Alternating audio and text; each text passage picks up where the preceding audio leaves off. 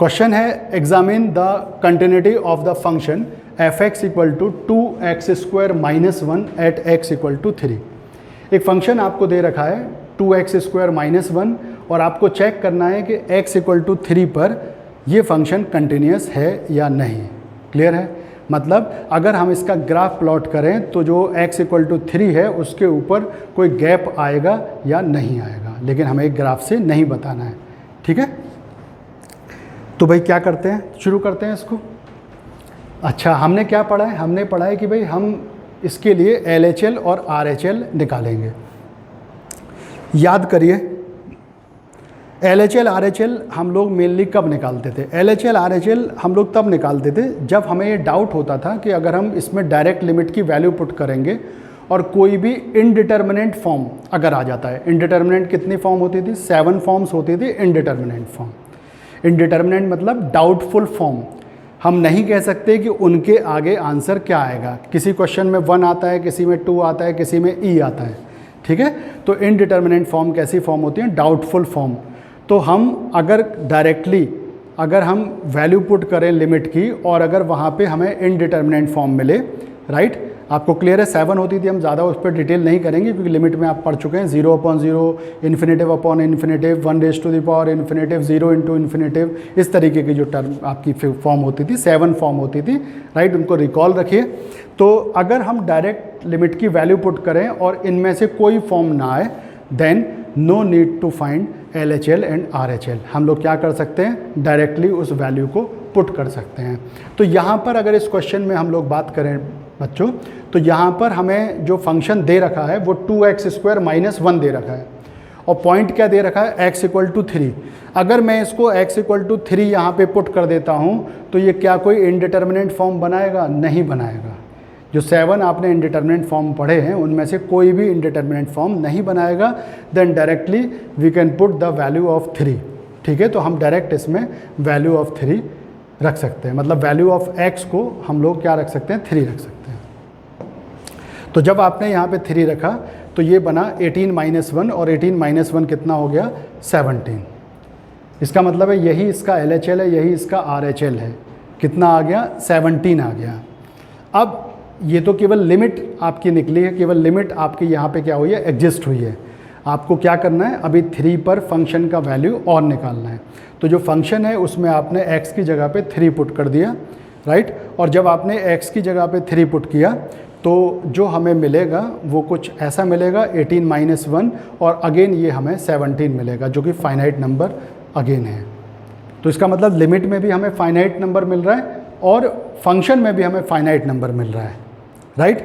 तो हम कह सकते हैं कि हमारा जो फंक्शन है वो x इक्वल टू 3 पर कंटिन्यूस है क्योंकि लिमिट और फंक्शन की वैल्यू सेम आ रही है। क्लियर है?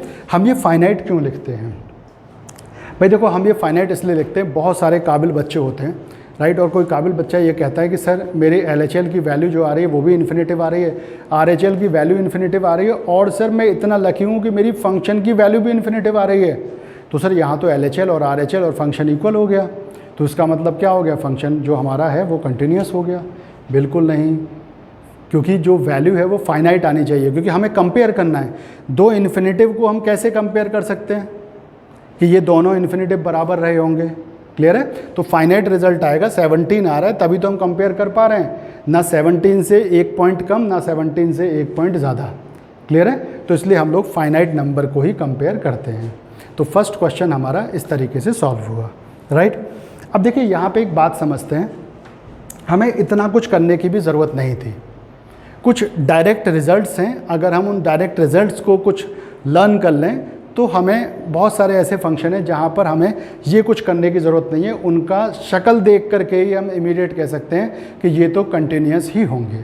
ठीक है, जैसे अगर हम बात करें इसकी, ये क्या है? ये जो आपको फंक्शन दे रखा है ये पॉलिनोमियल फंक्शन है। ये जो फंक्शन आपको दे रखा है ये पॉलिनोमियल है, राइट। तो कुछ हम रिज़ल्ट यहाँ पे देख लेते हैं, जिन रिज़ल्ट से हमें पता चलेगा कि अगर फंक्शन उस तरीके के नेचर का है तो हमें कुछ भी चेक करने की ज़रूरत नहीं है, हम डायरेक्टली लिख सकते हैं कि ये हमारा जो फंक्शन है ये कंटिन्यूस ही होगा। कौन कौन से रिजल्ट्स हैं?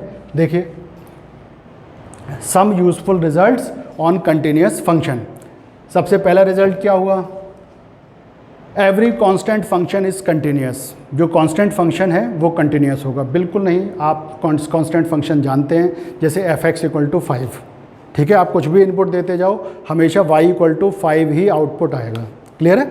तो कांस्टेंट फंक्शन अगर हमारा दिख रहा है, अगर वो कह रहा है f(x) = 5 और चेक करिए it is continuous at x = 9 या x = 11, तो आप x की जगह पे कुछ भी पुट करो, वहाँ x है ही नहीं, हर बार क्या आएगा, वही लाइन आएगी, तो आपका क्या होगा, कंटिन्यूस होगा।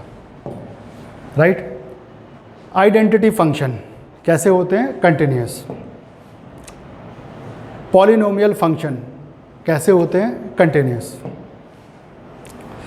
रैशनल फंक्शन जो px/qx की फॉर्म में होते हैं वो भी कैसे होते हैं, कंटिन्यूस।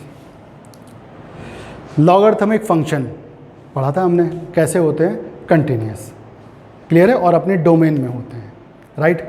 अब यहाँ पे गौर करिए, हमारा जो फंक्शन था वो पॉलिनोमियल था, और पॉलिनोमियल के लिए क्या लिखा हुआ है कि पॉलिनोमियल फंक्शन जो है वो क्या होते हैं, कंटिन्यूस। तो अगर हमें ये ऐसा कोई फंक्शन दे रखा है तो हम डायरेक्टली क्या लिखेंगे, being a polynomial function it is continuous everywhere. चाहे x = 3 कह लो या कुछ भी कह लो, ये तो हमेशा क्या होगा, कंटिन्यूस ही होगा। क्लियर है?